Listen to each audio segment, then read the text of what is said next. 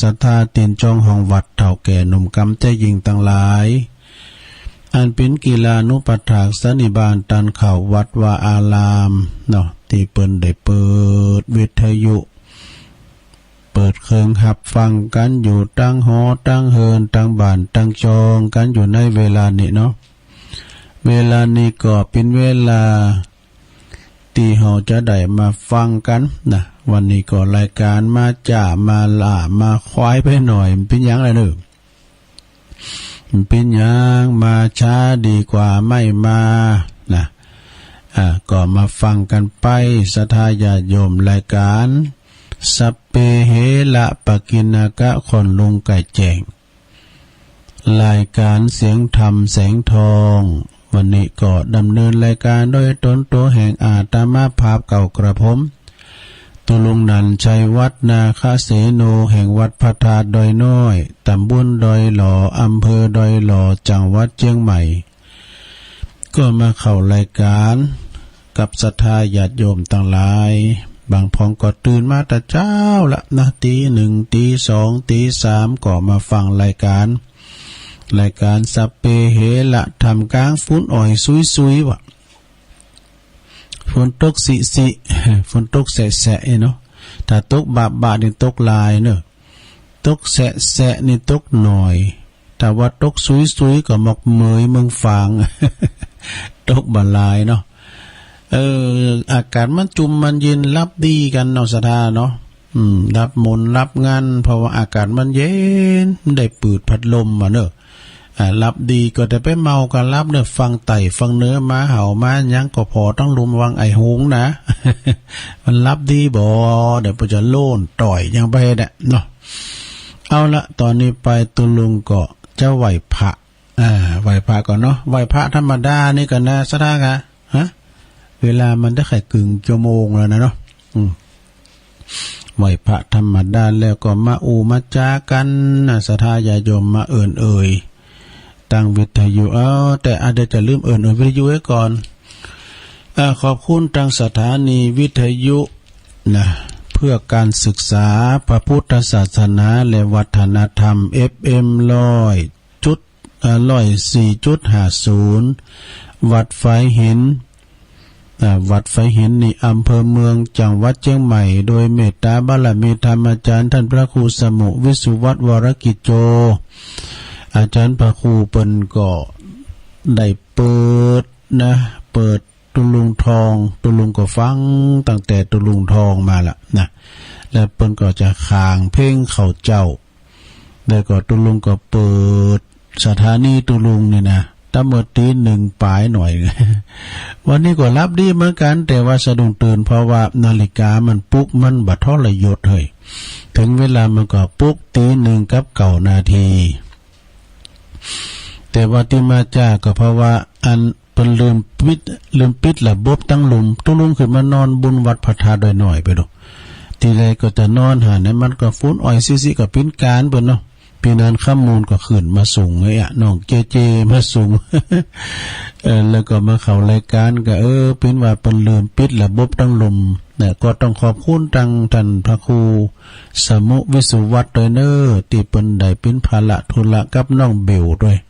น้องเบลก็เป็นผู้ประสานงานเนาะตุลุงนี่เกรงใจบ่นำกะจะโทรไปหาไผนะเพราะว่าเปิ้นรับเปิ้นนอนกันนี่กันเนาะก็เป็นหยังมาช้าดีกว่าไม่มานั่นแหละขอบคุณสถานีวิทยุของคณะสงฆ์อำเภอฝางเนาะโดยเมตตาบารมีธรรมหลวงปู่พระครูสุจิตานุรักษ์เจ้าคณะอำเภอฝาง FM 100.25 เมกะเฮิรตซ์ตั้งอยู่ณที่วัดพระบาทอุดมนำบ่อเศร้าวาสำนักวิปัสสนานะจะดังบ่ฮู้เด้อเพราะว่าการเฮานานเสริมเข้าไปนี่ระบบเพิ่นก็จะตัดไปนั่นเพิ่นก็มันจะได้ออกไม่ได้เข้านะขอบคุณตุปีจำเริญตัวเนอที่เปิ้นตั้งเชิมสัญญาณกำทุกข้างไปแต่นี่กำนี้จะปิ้นจะใดบ่ฮู้เด้อเช็คระบบก็บ่ดังนะสถานีวิทยุมนต์เสียงธรรมเนาะ 106.25 จากแม่แจ่มจะดังบ่ฮู้เด้อตุปีอุทัย นะเปิ้นจะเสริมสัญญาณไปหรือไม่เนาะโอ้แต่คืนแล้วพี่น้องแม่แจ่มเปิ้นมานอนนี่จะลายเด้ออาจารย์พระครูเปิ้นสัมภาษณ์เนาะเปิ้นมาต่อหกต่อผ่าเปิ้นมาทำโอ้ไผหันได้หันก็ไปผอมว่าตุลุงไม่พอเปิ้นมีโกงแล้วก็มีรุ่นฝ่ายนั่นนะเปิ้นเอามาแหว่งแว่สมัยก่อนจะเปิ้นตุลุงจะบลินก็งานนี่แม่เนี่ยก็อีแม่เดิดนี่เนาะเป็นโกงสระมีกี่มีโกงมีอีดนี่เปิ้นเอาหมุนเนาะหมุนแล้วก็เปิ้นเอาฝ่ายเขาใส่หันเอาฝ่ายนี่มันจะปันเอาฝ่ายออกไปแล้วก็เลิกกันในมันนะแก่นในมันเพื่อก็เอาใจได้อยู่นะแก่นในเพื่อก็จะเอาไปหวานนี่กะเอาไปหวานทำกล้ามหนึ่งนี่นะก็เข้าถ่ายย้อนยุกเนอะซะได้เนอะโอ้เปิ้นทำกันแต่อย่างตั้งมันปุ่นอย่างอันนี้เปิ้นไปแถวปุ่นแถวอันสุโขทัยแถวอีสานบ่อันบ้านนั้นแม่แจ่มเลยนะเปิ้นได้ว่าไปทำพิธีมดมันหาเข็มนะหุ่นเดียมาต่ำหูก็ต่อผ่าต่อได้อยู่นี่นะหาอยากตั้งลุงบันเฮานี่ก็มีบันดอนน้อยบันดอนหลวงนี่มีอยู่ปีนั้นนี่ก็จุลกฐินที่วัดประธานโดยน้อย2 ปีซ้อนก็เอาที่นี่กันนาบ้านนั้นดอนน้อยว่าดอนหลวงก็ให้เมเข้าเปิ้นมานะขึ้นหงใหญ่นี่ ต่ำหูกันก้ามดังก้านี่ตอนนั้นปอลงนี่ก่อนเนาะเพิ่นก็มาสัมภาษณ์อ่ะตอนนั้นยังมันจะได้ถ่ายทอดเสียงดอกถ้าไปทางสันกำแพงก็ตั้งแม่นางโอนครับบนเนื้อร่องกองเขาเพิ่นก็มีกลุ่มของเพิ่นนะเพิ่นไปเมืองฝางเพิ่นใช้ประการบนเนื้อแม่นางโอนเขาตั้งทีมงานของตั้งวัดทางบ้านนั้นร่องกองเขาเนาะทางสันกำแพงแล้วขอบคุณทางสถานี101.75 เมกะเฮิรตซ์น่านฟ้าเรดิโอตัวเนอะแล้วก็ตั้งปุณโนหับสัญญาณอยู่กับแห่นอตอนเจ้า 90.75 เมกะเฮิรตซ์วิทยุชุมชนคนเหนือเขื่อนจากอำเภอฮอดเนาะครอบคลุมไปตั้งอำเภอฮอดดอยเต่าด้วยนะก็ฟังกันไประบบออนไลน์ด้วยก็ฟังกันไปศรัทธาญาติโยมทั้งหลายเอาไหว้พระไอ้กำนี่ก่อนเนาะศรัทธาเนาะไหว้พระไอ้กำนี่ก่อนไหว้พระแบบกล่อมเนาะอิมินาสักกะเลนะพุทธังอภิปูชยามะอิมินาสักกะเลนะธัมมังอภิปูชยามะอิมินาสักกะเลนะสังฆังอภิปูชยามะอะระหังสัมมาสัมพุทโธภคะวาพุทธังภคะวันตังอภิวาเทมิสวากขาโตภคะวตาธัมโมธัมมังนัมมัสสามิสุปฏิปันโนภะคะวะโตสาวกสังโฆสังฆังนะมามิ นะโมตัสสะภะคะวะโตอะระหะโตสัมมาสัมพุทธัสสะนะโมตัสสะภะคะวะโตอะระหะโตสัมมาสัมพุทธัสสะนะโมตัสสะภะคะวะโตอะระหะโตสัมมาสัมพุทธัสสะเอากราบเนาะ อันนี้เปิ้นว่าสวดมนต์กล่อมไหว้พระแล้วก็ตั้งนะโมไว้เนาะต่อไปก็หับปอเนอศรัทธาเนอ สัพพิติโยวิวัจจันตุสัพพะโลโกวินาศตุมาเตภวัตวันตลายโยสุขีติขายุโกภวะอภิวาทานะสีลิสานิจังวุธาปัจจายโนจัตตาโลธรรมาวัฏันติอายุวันโนสุขังปะลังอยู่ดีสบายเนอศรัทธาเนออยู่ดีสบายเหมือนกันกูก่อกูโคนวันนี้มาปบมาปะกันพลัมว่าเป็นวันศุกร์ที่30แล้วศรัทธาเนาะ วันนี้เป็นวันที่30ว่าวันที่29เหลือแค่2วันศรัทธาเดือนตุลาคม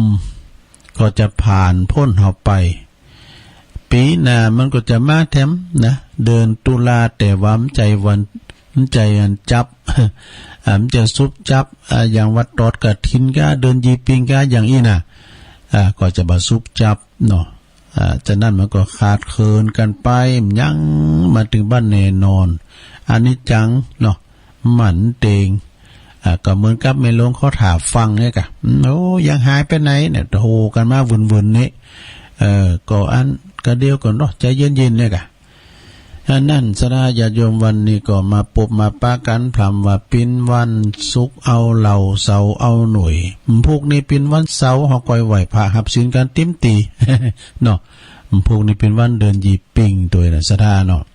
โอ้ทำกลางฝนตกปล่อยๆเนี่ยมันนี้น่ะสราเดินยีปิงนี่มันจะต้องมีเดินแจงกันเนาะ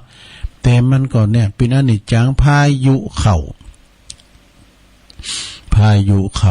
มีผลกระทบเหมือนกันหมดศรัทธาไผที่จัดงานกลางแจ้งอย่างวัดปากตั้งเจริญแต่คืนแล้วตุลุงปิกมาก็ปอดึกเหมือนกันปีนั้นข้ามมูลน้องเจมาส่งก็มาทำกลางสายฝนปีนั้นไปส่งตุลุงกำเอารถเครื่องมาซาเล้งก็ได้ปดโตต่างงานไอโด่งนี่เป็นปิ้นปกเก็บไปได้จะได้ตุลุงก็เป็นวัดมรกานะก็เลยเอารถวัดปากตั้งเจริญเป็นนานขับมาสูงเนาะนั่นสดาญาติโยมมีผลกระทบเหมือนกันหมดบ่ว่าจะเป็นงานจัดนี่ตั้งลุมเนี่ยฝ่ายด้วยหน่อยนะ แต่คือนี่เปิ้นก็มีดนตรีครับเนี่ยก็เปิ้นจัดงานลอยกระทง แต่ว่าก็แข่งกองโลงนะแล้วก็วันนี้เปิ้นจะแข่งวาวห่มควันเนี่ยมันจะขึ้นลืมขึ้นบ่ฮู้นี่ วาวกลางวันนี่นะวาวห่มควันเนาะแล้วก็วันพุธนี่ก็คือจะมีแข่งเฮ้อมันเป็นจีดอกแข่งเฮ้อนี่ก็7ผีพายเนาะมายืมมาใจว่าเอวก็ได้เด้อสถาเอลฟรีรอบน้ำปิงกวางเปิ้นแป้งถนนหนทางเหมาะโทเป็นแหล่งท่องเที่ยวแถมตีนึงนะนายกขอก้าองค์การบริหารส่วนตำบลเปิ้นจัดปีแรกก็เจอฝุ่น นี่มันเป็นผลกระทบเนอะสถานะมันก็คือพายุเข้าภัยที่จัดงานกลางแจ้งก็คือแล้วเนี่ยเนาะเปิ้นฟ้อนทำกลางฝนอ่อยเหมือนที่ตกบ้ามเขานะโอ้คืนแล้วนี่ตั้งปหมอคุณหมอยอดแล้วก็อาจารย์ครูอ้อมเปิ้นเป็นโฆษกพิธีกรลำดับลำดาพี่น้องตั้งดอยหรือว่าพี่น้องไตเปิ้นก็มาฟ้อนนี่น่ะฟ้อนโต้ฟ้อนไกลาย ฟ้อนสาวไหมค่ะฟ้อนยังหลายอย่างทำกลางฝนหน่อยโอ้ละอ่อนเขาก็สู้เขาก็ตึงฝนตกฟ้าย่อยก่อนเป็นหยังเฮานี่อยู่โฮมกะมันตกมันจะหลายแต่มันเม็ดถีนะปอเป๊ะเหมือนกันได้ลงเนอะ ปอเป๊ะอยู่แล้วก็คณะดนตรีก็ดอยหล่อศิลป์ไปเดือดร้อนสังเปิ้นเอาเต้นกลางอยู่นี่เนาะแต่ตุลุงก่อนอยู่ในเต้นเดือนนี่กะประชาสัมพันธ์กับฝนอ่อยเขาโคนก็เย็ดเข้ามานี่ เขาก็โกเป๊ะเหมือนกันเนาะนั่นวันนี้ก็แถมวันหนึ่งเนาะสดาก็ไปกินไปตานกันนะวันนี้ก็มีหลายงานแต่ว่าก็แล้วไปหลายงานโอ้แต่ว่านี่ก็ชื่นชมยินดีกับพี่น้องสันกาวานโดยเมตตาบารมีธรรมอาจารย์ท่านพระครูสังวรศิลพิพัฒน์อันนี้เป็นเจ้าคณะตำบล แม่ค้าเขต2นะแต่ว่านี่คุณหนักคุณหลายสดาเปิ้นแห่ตุนมีหันตุนนึงเนี่ยตุลุงก็ลืมเอาจือเปิ้นมาเปิ้นปักยอดมาคุณเดียวเปิ้นน่ะ 200,000 หรอเปิ้นจะแปลงโบสถ์เปิ้นหล่อเปิ้นนั้นวางศิลาฤกษ์ท่านนายอำเภอสันป่าตองครูบาอาจารย์ท่านเจ้าคณะประสังฆาธิการ37ตุนญาติโยม เปิ้นแห่ตุนกันมานะตังสีพลอยประดับยนต์นะขัวสะพานบุญอาจารย์เลิศพันธ์เปิ้นก็เอาเครื่องแห่เปิ้นแห่มานะปุ๊ดตูตุนเงินตุนทองไหลเข้าวัดเข้าว่าเป็นที่มนต์ในงานหรือเปิ้นปล่อยโลงกันว่านะครับแต่ละตีนี้ก็อุ่นน้าฟ้าคังแสดงว่าศาสนาของพระสัมมาสัมพุทธเจ้าของเฮานี่ยังการกุงลุงเรืองเนอะเปิ้นกินเปิ้นตานกันหนักอยู่ต้องโกเด้อเนาะศรัทธาเปิ้นกินเปิ้นตานกันหนักกันหลายเปิ้นมีหนักก็หอมเป็นแสนเป็นหมื่นเป็นปั้นไปเนาะมีเฮามีน้อยก็ตามบาทตามแห้งไปสดาญาโยมจุ่มกินจุ่มตานหันเปิ้นเบิกบ้านสำราญจิตมีอัธไสยไมตรีจิตยิ้มแย้มแจ่มใสอุโมนจาวานการโมนเลยโทโฮงทานมีลอยปลายกันแต่ว่านี่นะที่วัดสันข้าวานนะโฮงทานมีลอยปลายญาโยมตุลุงก็ไปกับอาจารย์พระคุมว่านี่ใครไปเจ้าหน่อยนี่ละหลานออกรายการจบ5 โมงหลานหับไปท่านพระครูย้ำลูกด้วยไหน ใครไปเจ้าไว้กันเนาะไปก็เอวสอดไปเอามาคืนพอแล้วก็การเปิ้นตื่นมาเปิ้นก็เตียวแอวด้วยตุลุงเปิ้นก็บอกว่าตุลุงแต่ก่อนเนี่ยอย่าเมื่อว่าตัดตึกนี้ก็แต้หน่อยนะเปิ้นว่าเปิ้นจี้ว่าก่อนนี่ตึกนี้แล้วก็ตุลุงขอนักการมาช่วยกันเข้ากรรมไอ้น่ะช่วยกันที่กันหาแล้วมาซื้อที่เนี่ยหน้าวัดเปิ้นเป็นกว้างนอกวัดหน้าวัดนำก่อนเป็นปาล์มลำไยเป็นกิ่งกังหน้าหรอกเปิ้นก็ขายต่างถูกเพื่อขายต่างถวายเนาะเปิ้นขายตามถวายมันเดือนนี้เป็นกว้างโอ้ดูดต่างมีสเตอร์จีปลินคือละได้ลินไม่ลินหมดเด้อว่าก็ก้านยาวดาวลาย อีเก้เปิ้นก็ลินกันเนี่ยเนาะตะลุงก็สันเข้าแล้วก็ตังไอ้ตานี่ค่ะโยมคุณขับรถวัดหลังถ้ำเนาะเปิ้นก็มาส่งให้วัดบุญดอยเว้ยกะมาพักผ่อนจักกรรมแล้วก็ตอน2 โมงก่อนลุงมาวัดปากตั้งเจริญเนี่ย ถึงว่าวัดดอยวัดหลังถ้ำนะหลังถ้ำ2 แควเนี่ยนะสดาเนาะตุปีนาลินนี่เปิ้นก็เป็นคุณตังสลับปีเปิ้นก็มาฝากต้นฝากโตเป็นลูกศิษย์อาจารย์พระครูสุเมธธรรมเสวีนะอยู่ปามเป้งปรมิตรธรรม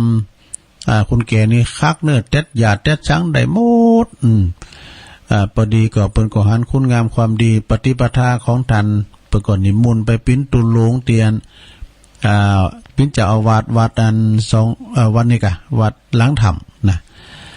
พอดีโยมแม่เปิ้นเสียแก่ชีวิตไปเปิ้นก็จะเสียในวันที่1นี่นะเนาะตั้งศพบ้านเพิ่นไว้ที่มันว่าวัดต้นพึ่งนี่กะเนาะวัดแม่สีเขาก็หาแม่สีปัญโยแม่นกะเพราะว่าเป็นคุณบาทหันจะเป็นอยู่สลับปีนะตัวปีนาลินเนี่ย อันนี้ก็ไม่แน่ใจมันก็ปากันไปเนอะไปลมส่งสการตั้นขาบ หรือว่าไปลมทำบุญกับอาจารย์เปิ่นเนาะก็เลยแทรกมาให้หน่อยนึงนะเพราะว่าคุณหูจักบางคุณกันเนาะหน่อยใต้ปิ้นมิ้นเนาก็โดยกันไปนะ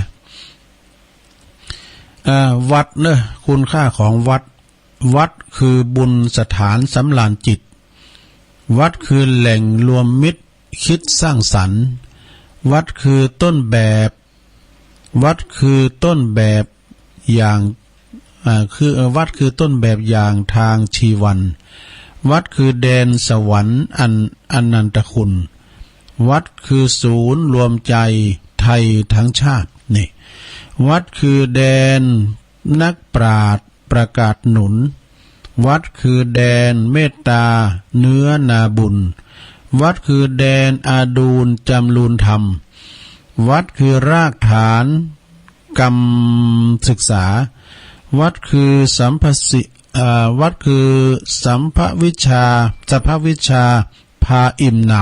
ำวัดคือศีล วัดคือศิลป์วรรณกรรมศิลปะวรรณกรรมนะเดี๋ยวกันเนอะเจริญพรเดี๋ยวออกรายการอยู่นะเดี๋ยวออกรายการแล้ววัดคืออาดูลจำรูนธรรมวัดคือรากฐานกรรมศึกษาวัดคือสัมภวิชชาพาอิ่มหนำนะวัดคือศิลปกรรมวัดคือศิลปะวรรณกรรมวัดคือศูนย์รวมธรรมค้ำโลกาวัดคือมีคุณค่าสุดท้นจะบรรยายจบ นี่ของครูบาเดชวปปเนอนะดอนจันทร์เปิ้นสูงมาวัดมี3วัดด้วยกันสดาญาติโยมทั้งหลายเนาะ ฉะนั้นก็ฟังกันไปตุลุงก็เอามาอู่บ้าเอิญแล้วก็อู่ไปกันเล็กๆน้อยๆไปมีแถมบทหนึ่งสดาญาติโยมทั้งหลายวันนี้ที่แรกก็ว่าจะเตดน้ำเตดทำเวลามันเป่งปอก็เอาเคล็ดลับไปก่อนวันพุธไว้ว่ากันนะที่จริงนี่ก็วันนี้วันศุกร์มื้อแลงยังมีอยู่นะแต่คงจะเป็นการถ่ายทอดอย่างบอกว่ากันเนาะเข้าสู่ภาคสนามสำหรับรายการของตุลุงสองแรงนี่นะแต่ว่าวันพุธนี้ก็จะมีกิจกรรมพวกนี้ก็ปิกมาตามปกติแล้วพวกก็จะมีไหว้พระหับศีลโยงเข่าบาทโยงเข่าพระเจ้านะทรัพย์สมบัติที่มีค่ามากที่สุดในชีวิตของเราก็คือว่า1มีสุขภาพร่างกายสมบูรณ์แข็งแรงเด้อศรัทธาญาติโยมทั้งหลายเฮาเจ็บปิ้นเจ็บไข้ได้พยาธินะอยู่ดีสบายกินข้าวลำกินน้ำลุงมีโรคภัยไข้เจ็บมาเบียดเบียนเปิ้นไปได้ไปเปิ้นกินได้กินเปิ้นแอวได้แอวนี่เป็นความสุขแต่ของร่างกายชีวิตเฮาถ้าทานเฮาเนี่ยทานเฮาดีเนี่ยนะโธ่ไปไหนก็ตุกก็โอดก็โอยตู้โคเขาแข้งขาก็บ่สมบูรณ์นี่นะมันก็โมนซะดาเนาะไปที่ไหนก็นั่งมึนก็บ่ได้นะแต่บางคนนี่ภูมิอกภูมิใจปีติเวลาพ่อแม่เปิ้นก็ดีเปิ้นนางล่อเข็นนี่เนาะอย่างวันนั้นตุลุงไปที่วัดช่วยงานที่วัดมนห้วยแก้ว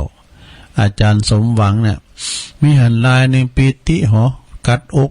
เปิ้นมีหลานกับว่าลูกหัวเปิ้นอยู่ล่อเข็นนี่แม่ก็นางล่อเข็นมาน่ะโอ้ยใจเกินร้อยใจถึงที่ว่ามีลูกมีหลานแล้วก็ใครเฮ้ยแม่ลงหมอนนี่แม่เนาะเปิ้นก็เฒ่าแก่แลหมอนไปแล้วใครหันเปิ้นตานกฐินกันเนี่ยก็มารวมทำบุญกับเปิ้นลูกหลานอยู่รอเข็นลูกหลานตามต้วยมาพูดแล้วมันเกิดปิติตีน้อยคุณนะที่จะมาทำอย่างนั้นนะเป็นบ่าวเป็นสาวก็ดีมาอยู่รอเข็นอุ้ยก้าปู่ก้าตากายายก้าพ้องแต่ที่อายนี่ อันนี้เปิ้นอยู่รอเข็นมาเนี่ยโอ้เอาอกเอาใจอีปอหลงอีแม่หลงปออุ้ยแม่อุ้ยนะมันเป็นความที่ว่ามีความผูกพันเนาะมันก็นานเฮาปิดอีน้อยน้อยเนาะน้อยคือละอ่อนนะแบเบาะอยู่เปิ้นก็เอาใส่ล้อเข็นก็อีแม่หลงน่ะอยู่ขึ้นอยู่ลองอยู่ขึ้นอยู่ลองนะจังเตก็เอาไปแอวบันเนื้อบันไตนะแล้วเดี๋ยวนี้แลกเปลี่ยนกันน่ะแม่หลงเตี้ยวมไข่ได้โหเขาแข้งขาบ่อำนวยสังขารลงโรยไปไข่กินไข่ตาลบ่อยนะเปิ้นก็เอามาแอววัดแอวว่ามากินมาตานตังวัดตังวาอีกอะเนาะศรัทธาญาติโยมทั้งหลายเพราะนั่นนี่ก็ขอให้สุขภาพเฮาสมบูรณ์แข็งแรงในเป็นดีที่สุดนะกินก็ส่วนกินก็ขอให้กินอาหารมันครบ5หมู่1หมู่2หมู่3 กินอาหารเดี๋ยวนี้ก็อันลาบไปกินเด้อโอ้ว่าไปดิสัน9วันก็เปิ้นแปลงมา2อย่างดิบก็มีเนาะจังโคก็มี อันตุลุงก็ไปก็ลองจ้าพอได้คุมลิ้วอ่ะบ่รู้ผมควายงาก็หาย2-3 กรัมนี่ แล้วไปตังโขเนี่ยน้ำพริกตาแดงได้มั้ยนะโต ขอพอสุขภาพร่างกายเฮามันแข็งแรงเด้อโรคภัยไข้เจ็บจะไปมีแล้วก็มีสุขภาพ2มีสุขภาพใจในตีเข้มแข็งใจแข็งในสถานเนี่ยจะไปใจอ่อนเนาะสุขภาพใจนี่สำคัญนะถ้าสุขภาพใจบ่ดีแล้วน่ะกำลังใจบ่ดีแล้วกำลังกายเฮาก็อ่อนไปนะกำลังใจเนี่ยโอ้กันมันหมดเหลวหมดแรงหมดกำลังใจเนี่ยใจจิตใจบัดต่างบัดต่อในสถานเนี่ยจิตใจเฮาดื่มอยู่กับเนื้อกับตัวนะโอ้กินต้านยังสักอย่างนี่นะก่อนนักเก3นี่เป็นว่ามีมิตรภาพติงงดงามนะมิตรภาพก็คือว่าก็คงจะเป็นว่ามีมิตรเกี่ยวสหายข้ามนะจ๊ะที่ไปเสริม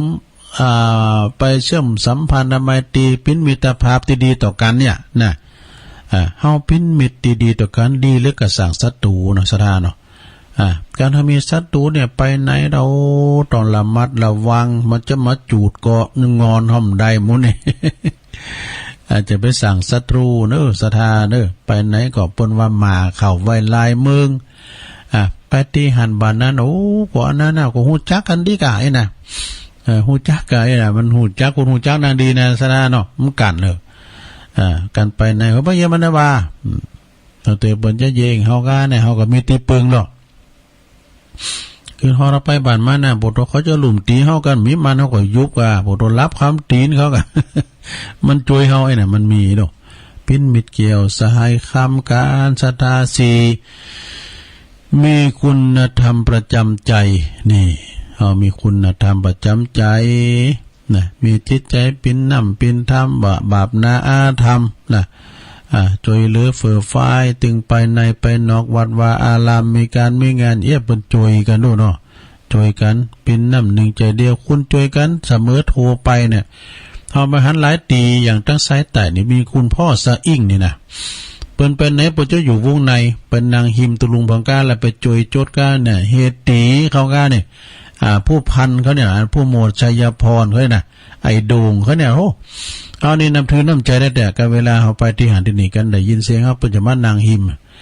ไม่มีใครโจทย์ได้เดี๋ยวผมโจทย์ให้ต่างงานพอสะอิ่งนะ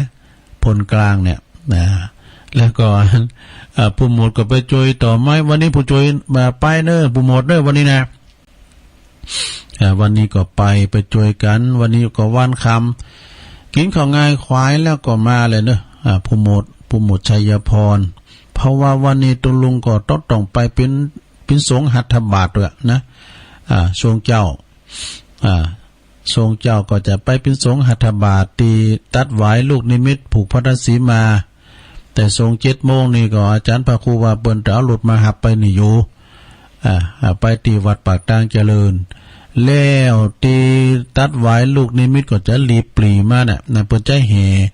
อาจจะเหประมาณปุ่นน่ะเนาะบ่าย 2 บ่าย 3บ่นะเหตุนองค์กฐินจากที่ตลาดสดปากทางเจริญแห่กันเป็นขบวนผู้ยิ้มหน้ากันเข้ามาที่ในวัดน้ำใจไกลเนอะสถานเนอะฉะนั้นก็ชงเมืองง่ายต่างปลุงนานก็ดีแล้วก็ต่างผู้หมดชัยพรนะได้มาช่วยกันแล้วก็5มีวินัยในตัวนี่ดู อันนี้มามาจ้าจะเตะทำก็เต็มเต้นคุณยายจันก็ว่าไปทำอย่างหนึ่งเป็นมีคติธรรมในใจว่าการตักตายการกูวันเนี่ยนะเป็นการกระตุ้นจิตใจวะนะคือตักตายกันนะสัทธาญาติโยมทั้งหลายตักตายกันว่าเป็นอะไรนะกินข้าวแล้วมาเว้ยกินข้าวตักตายแล้วลูกเนาะสบายดีก็ดีแล้วว่าเฮาแป้งหน้ากังมังใส่กันนะแป้งหน้าตาปังใส่กันนี่นะพอหน้ายำขูดจี พอหน้าอย่างโง่สูกนะไผก็นั่นล่ะอย่างน้อยมันได้ทักทายโดยการกันจาก็ยิ้มนี่ส่งรอยยิ้มไปซะนะเนาะอันนี้เป็นการกระตุ้นเตือนจิตเฮาเนี่ยกระตุ้นสมองตัวว่าเฮาเนี่ยยังเป็นการบ่งชี้ได้ว่าเฮายังสบายดีอยู่เฮาก็ยังมีเปื้อนป้องน้องพี่อยู่เฮายังมีคุณหูจักอยู่เฮายังมีคุณหักเคารพแล้วก็ ระลึกถึงกันอยู่เสมอนี่อันนี้นะคติธรรมประจำใจของคุณยายจันเรือนใสเป็นอย่างอันแต่สราญาติโยมทั้งหลายอยู่ไหนนะถือปากมอคอมืนตักตายเปิ้นบ่ฮู้ก็ถามนะบางงามก็แต่ง เนาะเจ้าว่าอยู่ไหนก็มันก็กลุ่มหน้ากลุ่มตาขูดญาติอยู่หั่นนะโอ้เป็นโลกของตัวเก่าเนาะเป็นโลกของตัวเองแล้วก็ตักตายเปิ้นพ้องก็ลิ้นเป็นเวลากับอันโทรศัพท์นั่นแหละเนาะ ดังนั้นก็ศรัทธาญาติโยมก็จะไม่ลืมนะก็ทักทายปราศัยกันไปมีธรรมบทหนึ่งเนาะมีธรรมบทหนึ่งคุณยายจันอันนี้เหมือนอย่างวาลกรรมนั่นแหละเรื่องเงินทอง มันก็สำคัญเหมือนกันนะมีเงินเปิ้นก็ห้องวันน้องมีทองเปิ้นก็ห้องว่าปีเรื่องของเงินนี่บ่ฮู้ว่าไผเปิ้นคิดเปิ้นแต่งมานะปาเงินนะเงินปาไปแล้วก็เวลาเฮาตายไปก็เอาไปตัวมันได้นะเงินพาไปไหนไม่ได้เมื่อตายแล้วก็ไปไม่ได้นะแต่ว่าถ้าเฮาขาดเงินก็รู้สึกว่าเหมือนว่ามันจะตายแต่เนเงินทองนี่นะเงินสำคัญนี่นะโอ้ไปว่าเนาะเงินซื้อความหักบ่ได้แต่ว่าความหักนี่ก็ถ้าว่า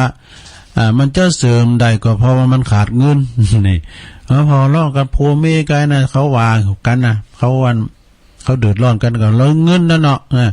เงินมันมีก็เลยอู่จ้ากันบ้าโมนนี่นะเนาะตุลุงพิษได้ตุลุงเปิ้นบอกว่าโอ้กันเขามีสัตว์ตั้งนี่นะตุลุงขาดนี่นะเคยอยู่ด้วยกันเนาะตุลุงขาดคงเดชเตชะธรรมโมเปิ้นอู่น่ะเปิ้นก็ว่าเหมือนเฮาหันน่ะกันเฮามีสัตว์ตั้งนี่นะตุอยู่ไหนก็โมนว่ะเฮาไปเข้าห้องน้ำไปเข้าห้องโสมก็โมนอยู่ ตะดัดเต้เนี่ยกันเฮามีสัตว์ตั้งนะแล้วเฮาปินหนีไปนะมันอยู่ไหนถึงบ่โมนก็ตะเต้กันเนาะ ปินตุกนี้อินาตันนังทุกขังโลเกกันเฮามีสัตว์ตั้งอยู่ไหนก็โมนอารมณ์ดีเพราะก็เต้กะเนาะเงินนี่ก็ซื้อความหักบ่ได้แต่ถ้าว่าอยู่ด้วยกันทำไม่เงินก็ความหักก็เสริมสูญไปถ้าขาดเงินน่ะเนาะผิดพ้องมองใจกันถูยังไปหิไปหามาบองเงินคำแก้ว แล้วก็เงินก็บ่สามารถที่จะมาซื้อตีรับตีนอนให้เป็นสุขได้แต่เมื่อมีเงินแล้วคงนอนบ่หลับแน่แต่บ่มีเงินแล้วคงนอนบ่หลับนี่เนาะถ้ามีเงินนี่อยู่ไหนก่อนรับโมเนี่ยเนาะถ้ามีเงินก่อนนอนบันรับทำแล้วพวกนี้เอาหยังมาซื้อเอาหยังมาจ่ายมือซื้อกินเนี่ยนะมันก็เป็นกำกึดเนาะเงินนี่สามารถเงินนี่บ่สามารถที่จะซื้อสุขภาพที่ดีได้โอ้แต่กันเนาะสระสุขภาพเนี่ยมันสำคัญนะ มีเงินคำแก้วก็บ่สามารถที่จะมาซื้อความสุขได้เพราะว่าการเฮาเจ็บป่วยเมื่อยไข้สังขารบ่อำนวยนะแต่ว่าเปิดสุขภาพดีๆเฮาต้องใช้เงินนะอย่าว่าเปิ้นซื้ออาหารเสริ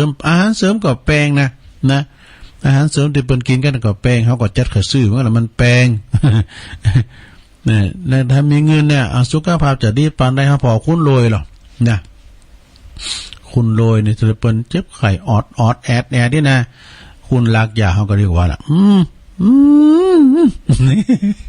กันมีเงินหน่อยก็ตายแล้วก็ไอ้นั่นไปว่าเพื่อนะเนี่ยกดแต่ก็เนาะมีเงินเนี่ยน้องสถานเนาะเนี่ยซื้อยุกซื้อยามเนี่ยมากินเนี่ยมันไปอยู่ได้เนี่ยถ้ามีเงินเนี่ยมันสามารถเงินไม่สามารถซื้อความเก่งกาจได้แต่ความหูหรือว่าเขาจะจบปริญญาได้มาต้องใจเงินแรงมานะปุดถูกปริญญาเดียวเนี่ยโอ้มีเงินเป็นแสนกันนะแต่เห็นปริญญาได้นะสดาเนาะเนี่ยตุลงสมัยนั้นเนี่ยมันจะเสี่ยงหนักเน่ตุลงจบปริญญาตอนนั้นมันได้ก็ถูกเนาะเสี่ยงตะเฮ้ยน่ะมันกี่ร้อยนะสมัยนั้นน่ะก็ตุลงจบปริญญาบุญลังควายเนี่ย เสี่ยงสักบาทปริญญาแห่งชีวิตไม่รู้ต่างทาฟังชิเต้ไหมเนาะก็จบป.4 ไม่มีเส้นนั่นแหละเนี่ย มีเงินนะเงินบาขาเงินใจได้เงินบาใจได้ทุกสิ่งทุกอย่างนะแต่ทุกสิ่งทุกอย่างนี่มันก็ต้องการใจเงินนี่ เนี่ยก็ตามอ่ะเนี่ยอย่างหลวงพ่อเนาะวัดพระธาตุดอยน้อยเนี่ยมีเงินนะเงินก็มีตุลุงเยอะใดเนี่ยเตโฮงถึงหาหลังโฮงหลังน้อยนะแป้งหลังเดียวเงินเริ่มตุ่นไม่ได้เฮ้ยแล้วก็แปลงไปก็เปิ้นก็ขึ้นมีอันกล้ามันจูให้บึดตั้งหนึ่งมาบึดตื่นมาก็จุยกันไปอันนี้ตูตีตุ้มตีมเนอะตูตีตุ้มตีมคือว่าทำได้ก็จักน้ำถึงหลังน่ะสถานะนั่นเรียกว่าอาลุอัตนโลอาลุอัตนคือว่ามันมีนักมีมากเต้าแต่ว่าตูตีตุ้มตีมโอ้กันจะเสียงก็มีคุณมาตานนี่แหละเนาะแอมเดือนนี้ก็ลุดหนาไปหลายพังก่อนเนอะสถานะ 80% เหมือนกันเนอะกุฏิหลวงพ่อนี่นะเขาเงินไปหลายอยู่หลายบาทอยู่เนอะแล้วก็เงินไม่ใช่ทุกสิ่งทุกอย่างแต่ถ้าขาดเงินทุกอย่างนั้นก็ต้องการใจเงินนะแป้งวัดแป้งว่าแป้งบ้านแป้งจ้องแป้งหงหามหงเฮนก็ต้องใจเงินทั้งนั้นเงินซื้อเปอร์ได้มาบ่ได้ทุกสิ่งทุกอย่างเนี่ยแต่บางคนยอมเสียทุกอย่างเปอร์ได้มาซึ่งเงินนี่บางคนเสียเพราะตำแหน่งบนนั้นซะนะบางคนเอาตำแหน่งไปแลกนี่พร้อมยังขาได้เงินนั่นเนาะนี่เงินนี่บัดใจว่าเป็นเกี่ยวสารพัดนึกกูอย่างนะทำเติมมันก็เงินแต่ก็คุณแต่ถ้าคุณบ่มีเงินก็จะนึกมันยังก็บ่ออกนึกมันยังออกสารพัดเลยนี่จบโตอันนี้ก็เป็นเรื่องเงินเนอะเรื่องเงินทองขอบคุณแม่ยายจันเนอะคุณยายจันคุณยายจันตีเปิ้นสูงมาเนาะแค่คัดไปซะเนาะตุลุงก็เอามาใส่นุ่มใส่เนยแถมเอกแล้วก็เอามาขยายความพองอย่างนี้เนาะเปิ้นสูงมายายจันพองแล้วก็คุณแม่เดือนเพ็ญเปิ้นนอนหันดูเนาะ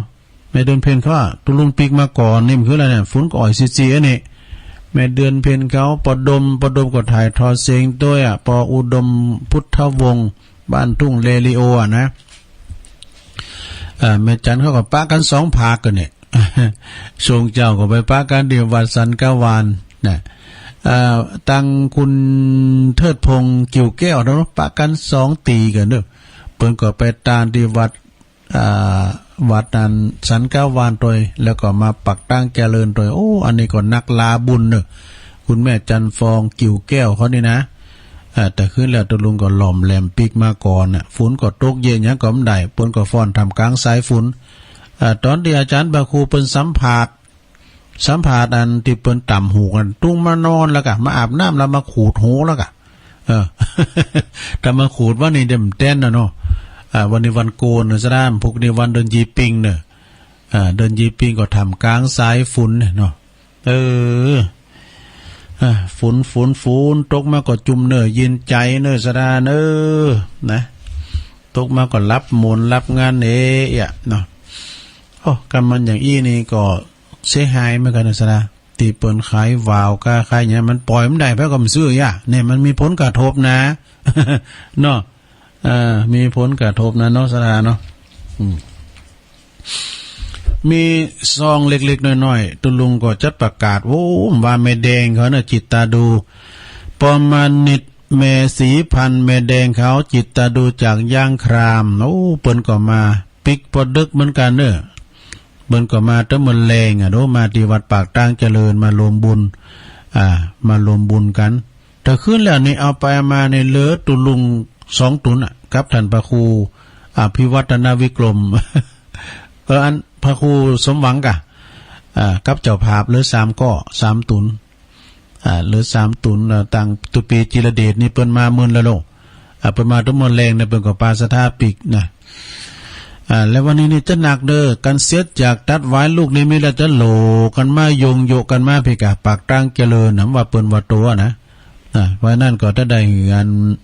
ผู้หมวดชัยพรมาลองหลับศรัทธาที่เปิ้นมาหอมกินหอมตาลมาช่วยประกาศหัวตั้งพอหน่อยพอนั้นตั้งเวงป่าเป่าก็จะมาจ้ะ ตัวกันนะวันเนี้ยแฮมคืนหนึ่งแฮมวันหนึ่งกันประมาณนิดเมสีพานจิตตาดูแม่แดงเขายางครามนะฮะรวมทำบุญวันนี้เปิ้นตานอุทิศบุญกุศลไปหาปออุทัยแม่วะนิดาใจธรรม1 ซองเด้ออันนี้เป็นการทำตุลุงไว้หรอขอบคุณเด้อแม่แดงเด้อว่าปะกันบ่ได้อุกันดีปอนายบุญปันนางศรีพันเปงล่ายังคามหมู่3เหมือนกันเด้อนี่การเต็ดตุลุง40 บาทอันนี้ก็ตานไปตั้งหน้าไอ้ดอกแล้วก็มีนางสาวจันสายนะจันสายจิตตาดูยางครามเหมือนกันมาขบวนรถตุปิเดชเหมือนกันการทำตุลุง1 ซองนี่มีนายดวงจันนางคำปินสายนางคำปินสายบุญเรืองก็ฮะเนาะมันเตอเคยบินหน่อยเนี่ยมะงูก็เนี่ยเนาะนิทานเป็นยางครามเนื้อการเทศตุลุงทำ20 บาทยินดีหลายๆสวัสดิ์พรหมมาเมืองยางครามเหมือนกันหอมกันเทศตุลุง50 บาทเนื้อขอบคุณแล้วก็นางนาลีรัตน์มูลใหม่ตานไปตั้งหน้าการเทศตุลุงทำ20 บาทอันนี้แม่ศิรินทิพย์บุญเลิศนิพนธ์บำรุงสถานีเนอะขอบคุณแม่ตัวขอบคุณเป็นน้องยางครามตัวเนอะที่มาตัวตุปิเดชนะที่เปิ้นหอมกินหอมตาลไปอันนี้ปอเล่งนาลงกิติวงศ์ปอเล่งนาลงกิติวงศ์นี่เซนตุนมือนะแม่อายเปิ้นนะหอมกันเตตุลุง200 บาทแล้วก็ว่านี่เปิ้นก็ฝากหอมไปที่จุลกฐิน300 บาทรวมเป็น500นะขอบคุณทางปอเล่งนาลงกิติวงศ์สันต้นมือเนาะแล้วก็ปอบุญรัตน์ดวงคำสวัสดิ์นี่ก็บ้านบูชาพี่น้องบ้านปูจ่าเนาะพี่น้องบ้านปูจ่าหอมกันติดเป็นปะกันที่ไหนว่ากันหาได้ปอบุญรัตน์นี่นะปอบุญรัตน์ดวงคำสวัสดิ์บ้านบูชาหอมกันน้ำกาแฟโดยน้อยว่าโดยน้อย1 ซองแล้วก็มีนางสาวกัลยากันสุดาสิริเนอร์รวมทำบุญบ่ฮู้ว่าบ้านใดเจ้ากรรมในเวร1 ซอง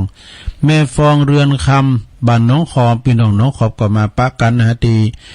วัดสันกวานรวมกันน้ำกาแฟ1 ซองแม่รำพันธ์ตันสถานก็มาจากหนองครอบน้องขอบก็รวมทำบุญค่าน้ำกาแฟโดยหน่อย1 ซองปอสีแม่ตองคำปา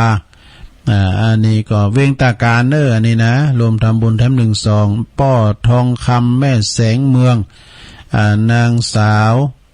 สิรินันแดงสุขอันนี้ก็บ้านก็โจกเนอรวมทำบุญตุลุง1 ซองเนี่ยขอบคุณเนอแม่คำปันเขียวใหม่แม่คำปันนี่เปิ้นอยู่เหล่าเซนปิ้งนะขามน้ำปิ้งมานะเนี่ยนะเปิ้นมากินมาตานกันที่วัดสันกาวานแต่ว่าเนี่ย100 บาทยินดีนะแม่เนอแม่คำปันแล้วมาตัวแม่คำปันก็มีเมษาด้วยเมษาการทำแถม50 บาทแม่พินเปี้ยวง20 บาทเนอะหอมกันเตตุลุงแล้วก็แม่บุญพินโรงพยาบาลลานานะ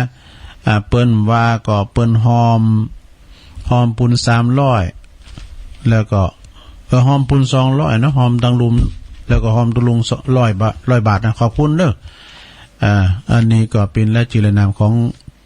สถาญาติโยมเอามาอ่านให้มันแห้ง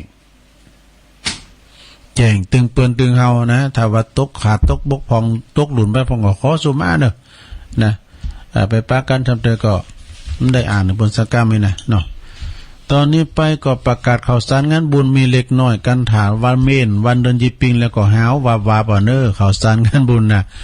วันที่30วันนี้นะสถาญาติโยมทั้งหลายเปิ้นก็จะมีตอดกฐินที่วัดหลวงศรีเตี้ยเปิ้นก็มีกฐินสามัคคีปิดยอดบูรณะซ่อมแซมกุฏิโฮงใหม่ซักล้านนาโฮงไม่ซักโบราณสมัยครู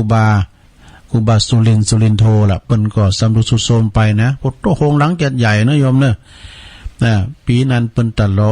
งตุลุงก็ไปนอนโฮงใหม่นั่นน่ะกุฏิโฮงใหม่น่ะใหญ่นะบ่โท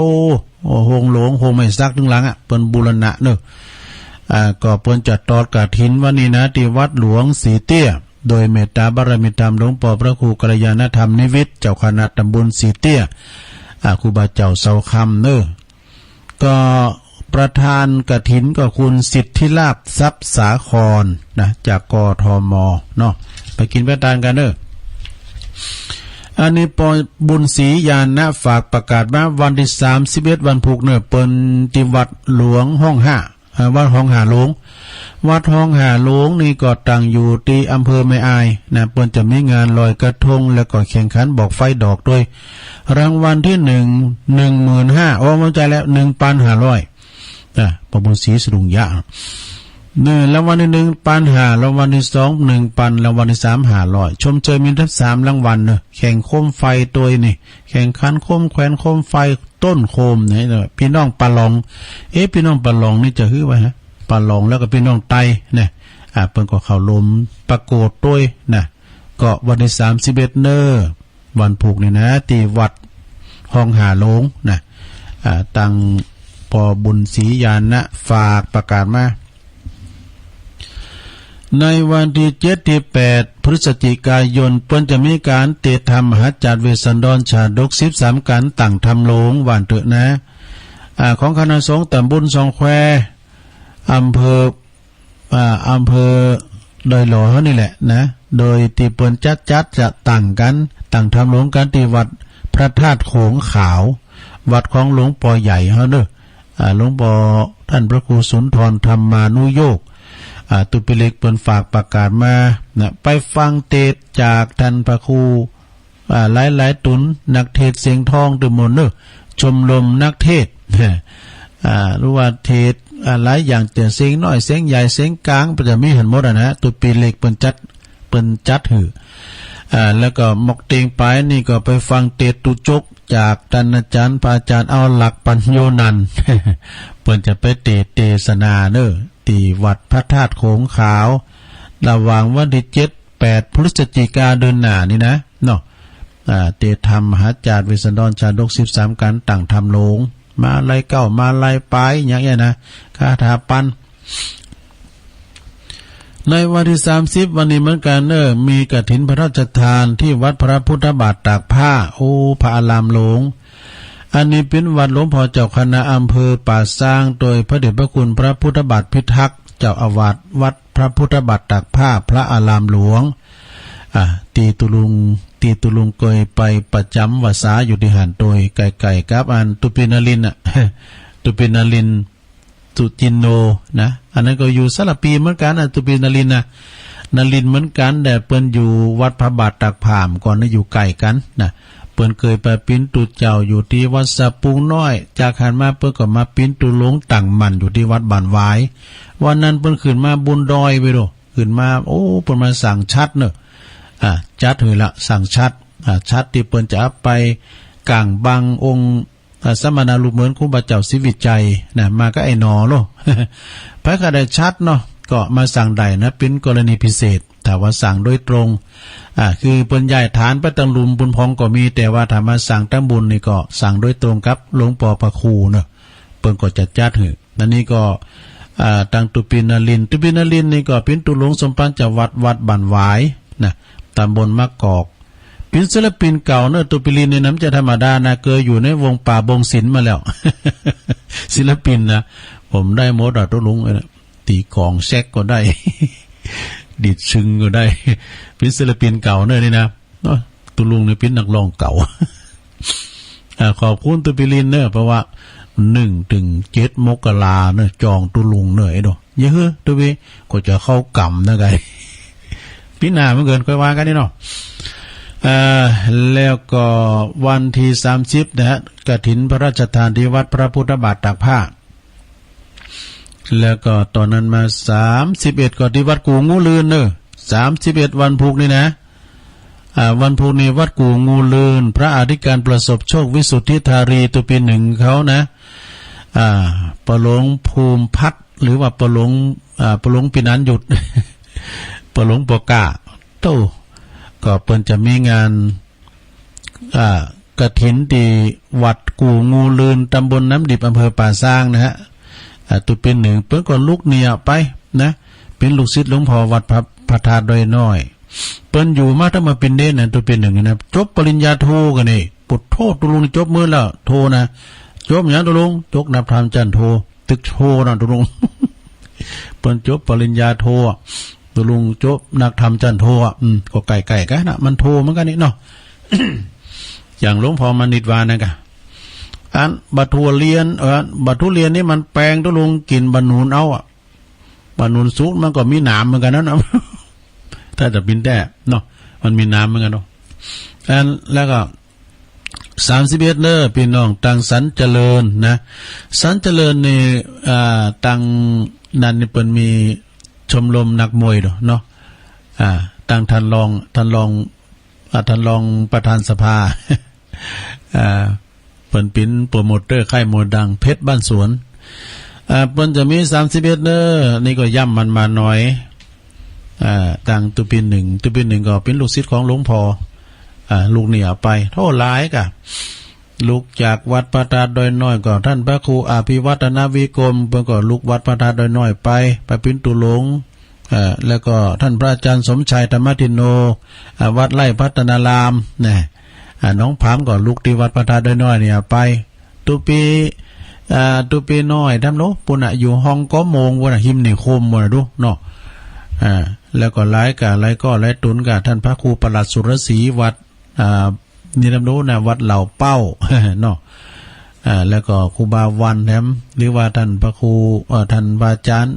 วีรชัยอิทธิธารีนะก็ไปตั้งสำนักตีวัดลุมเนี่ยหลายฝ่ายด้วยหน่อยเนี่ยนะวัดกูแก้วนาคราชนุหลายตีหลายต่างเนาะติดจากวัดประทาดด้วยหน่อยไปสร้างความการกุ้งลุงเรืองต่อสืบต่อศาสนาของเขาไปวันที่4 ถึง 8เนี่ยก็จะไปลืมเนื้อสดาเนี่ย4 ถึง 8ก็มีงานประชุมเพลิงศพท่านพระอาจารย์บดิกาอุดรเนอตุปีดอนนี่เปิ้นอยู่วัดบุพารามนะแม่แจ่มอันนี้เปิ้นเป็นผอมนเสียงธรรมสถานีวิทยุเปิ้นก็เปิ้นก็ลูกเจ้าแล้วก็มาเปิดวิทยุให้ศรัทธาได้ฟังเนี่ยนะศรัทธา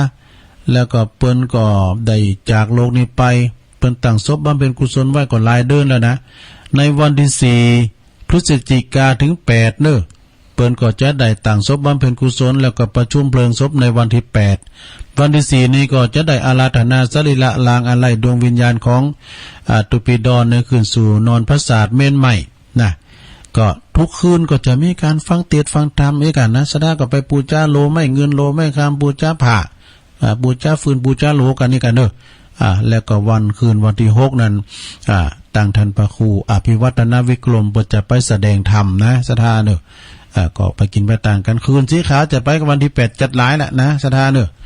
ไปปบไปปะกันที่วัดว่า31นี่ก็ที่วัดอันนี้นะวัดป่าคาวัดแม่ป่าคาวัดแม่ป่าขางนี่นะวัดใหม่เด้อตำบลอ่อนเหนืออำเภอแม่อ่อนบุญนะปนันพันธ์เปิ้นฝากมาว่าเปิ้นจะตอดกฐินเด้อที่วัดแม่ป่าขาขางวัดแม่ป่าขางนี่นะวัดใหม่อันนี้ก็ไปกินไปตานกันเด้อเปิ้นจะตอดกฐินก็ได้22 ปีอันนี้เปิ้นแปลงมานะก่อนนะก็ตั้งปนันพันธ์นี่เปิ้นเป็นปอจารย์อยู่หั่นเดี๋ยวนี้เปิ้นก็สาระหือล้านเปิ้นปีเนี่ยกฐินวัดใหม่กระหม่อมทองนะตำบลนครเจดีย์อำเภอป่าซางวันที่30ก็วันนี้เนเวลา9 โมงเปิ้นจัดตานทอดกฐินเด้อท่านพระครูพิสุทธิ์ธรรมสุนทรนี่เปิ้นคือสร้างหางแปลงพระนอนจักสารล้านนานี่พระนอนจักสารนี่นะซะเปิ้นเอาไม้นี่นะเปิ้นเอาตอกนะเปิ้นสารน่ะเป็นพระเจ้านอนซะนะแล้วเปิ้นแปลงศาลาพระเจ้าสารโดยพระเจ้าธรรมสารวันนี้เปิ้นจะตอดกฐินที่วัดใหม่กระหม่อมทองนะวัดโบกขยอมเนี่ยเนาะโปรแกรมนั้นนะลงภูดอนตองเขาเนี่ยนะไปกินประทานกันอันนี้ก็พี่น้องศรัทธาเปิ้นก็ปิ้นกันตุลุงเคยไปช่วยงานเปิ้นเข้ากำอย่างกันนะโอ้ยศรัทธาเปิ้นปิ้นกันวัดใหม่กระหม่อมทอง 27 ธันวาคมผู้เกินก็ไกลอยู่นะฮะว่าเปิ้นจะมีการยกยอดชัดพระธาตุเจดีย์ที่วัดอัน วัดสันเมืองเนอะสถานวัดพระอาจารย์เอาหลักปัญโยนันนะก็ไปลมกินลมทานไกลอยู่สถานเนาะแต่ว่าปากาศเกินไปก่อนแปลว่าไกลเนี่ยเวลามันโวยนะเนาะ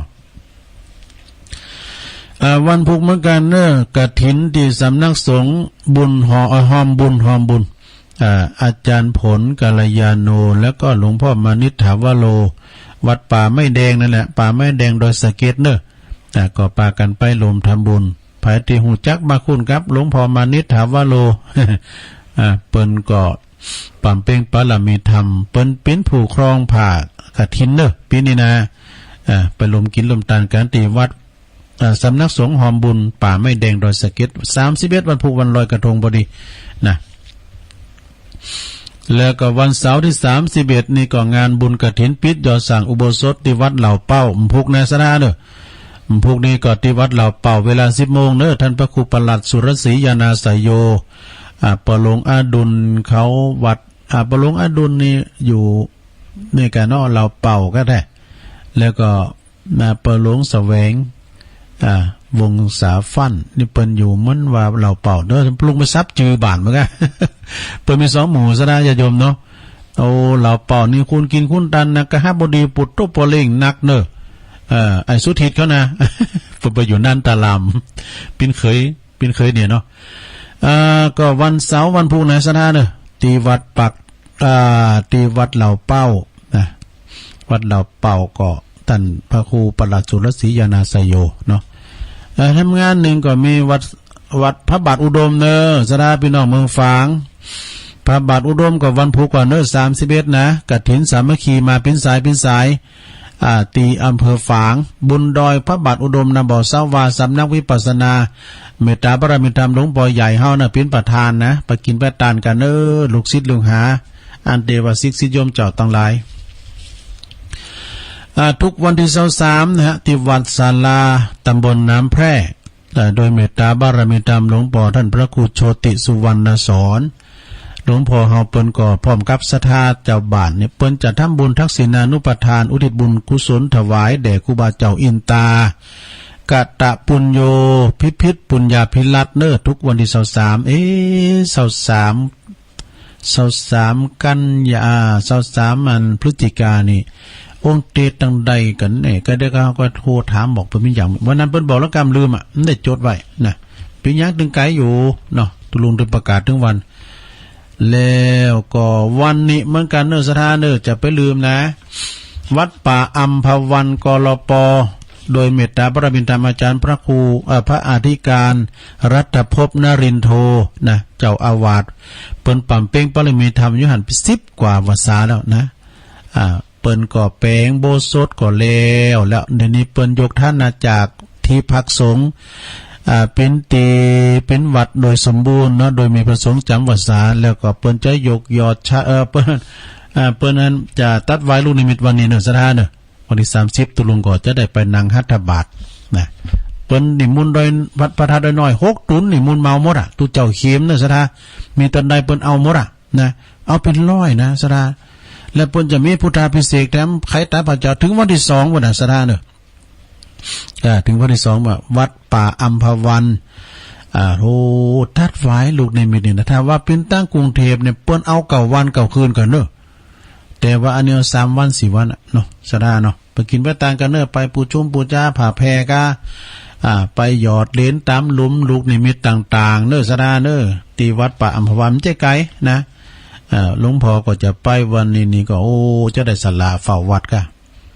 เน้นเขาไม่ได้ไปโรงเรียนเนี่ยเนาะเน้นวันเสาร์อะไรวันศุกร์อยู่กะตุลุงก็ปั๊มเป๋อได้ฝากวัดหนึ่งกับวันศาลาเขาเนี่ยเนาะทำงานหนึ่งญาติโยมทั้งหลายเนาะวันที่5 ถึง 11 ธันวาเนอเปิ้นก็จะมีการตัดไว้ลูกนิมิตผูกพระศรีมาตันผ่าป่าแล้วก็อุปสมบทเปกตุโดยมีโรงทานโดยที่วัดร่องช้างพยาวัน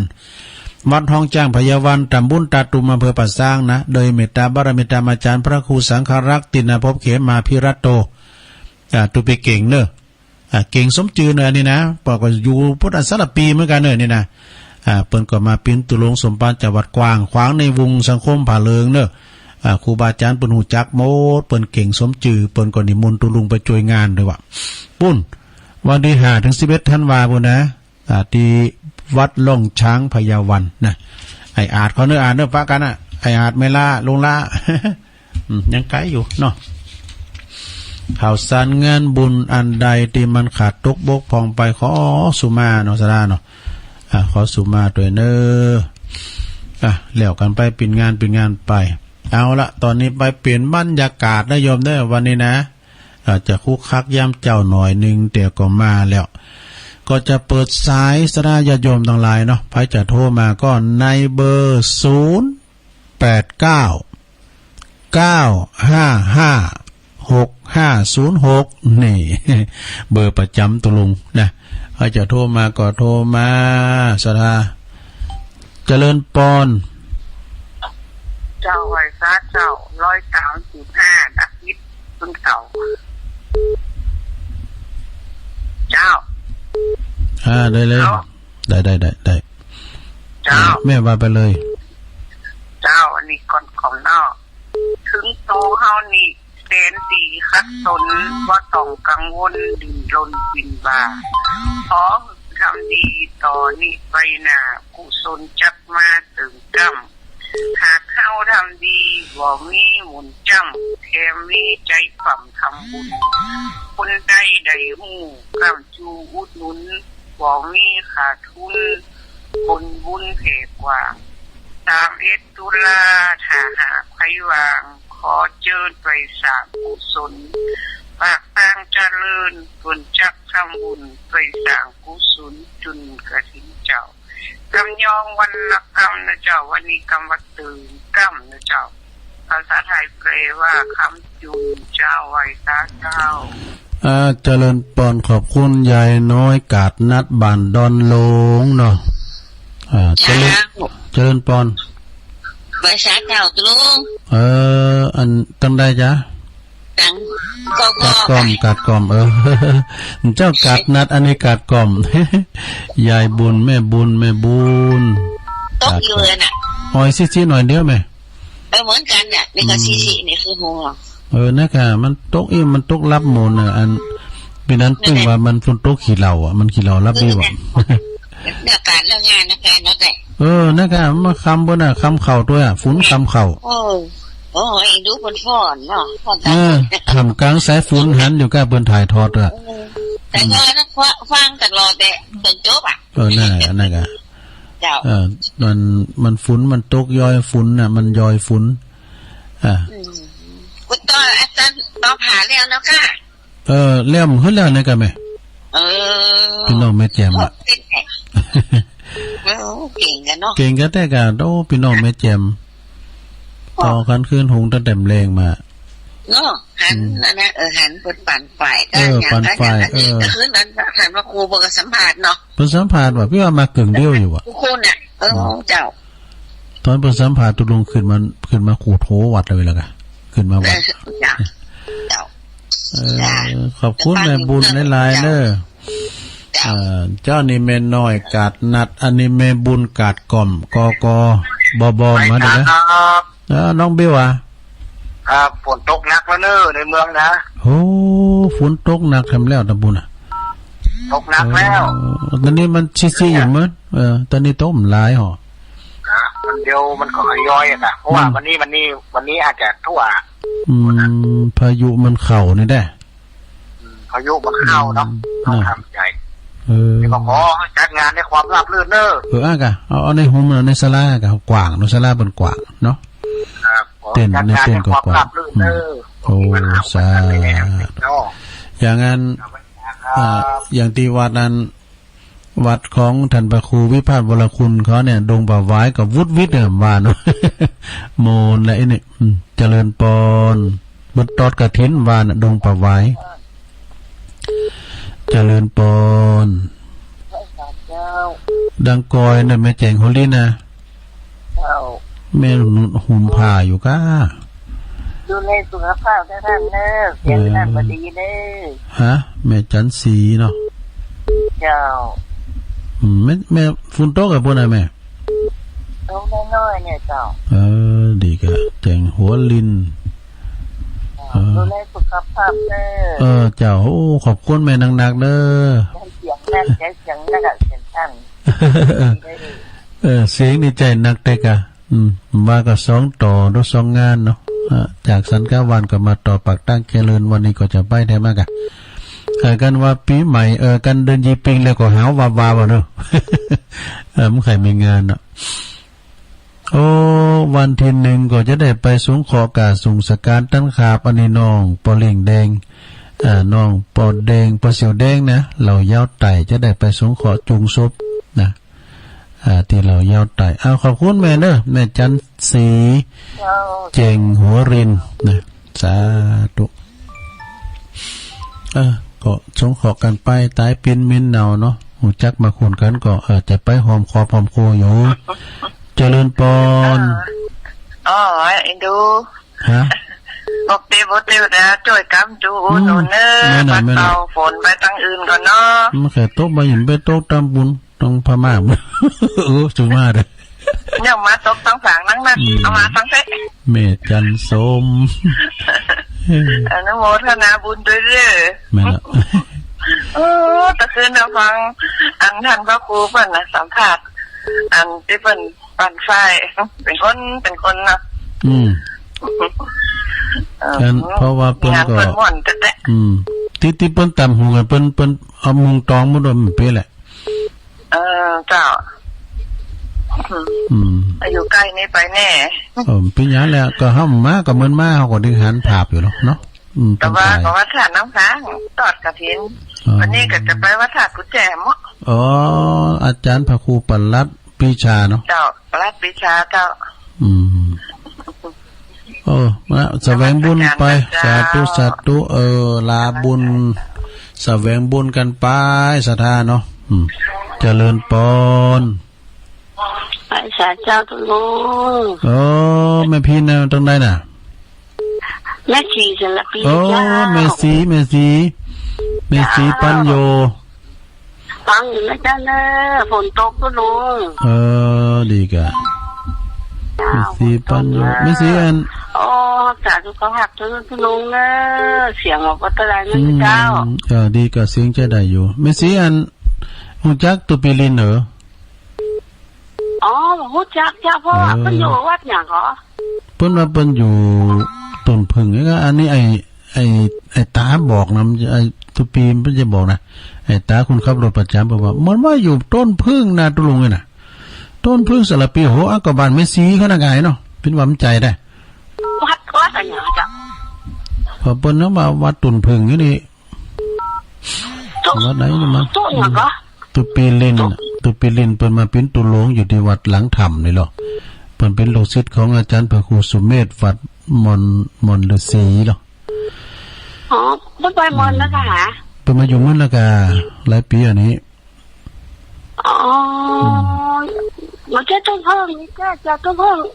มี2ต้นเพิ่งก่อนนะกะจ้าเป็นยังก็แล้วไปไม่สีฟังเจ้าแล้วเนาะจะลองถามตัวกันนะเจ้าเนาะเจ้า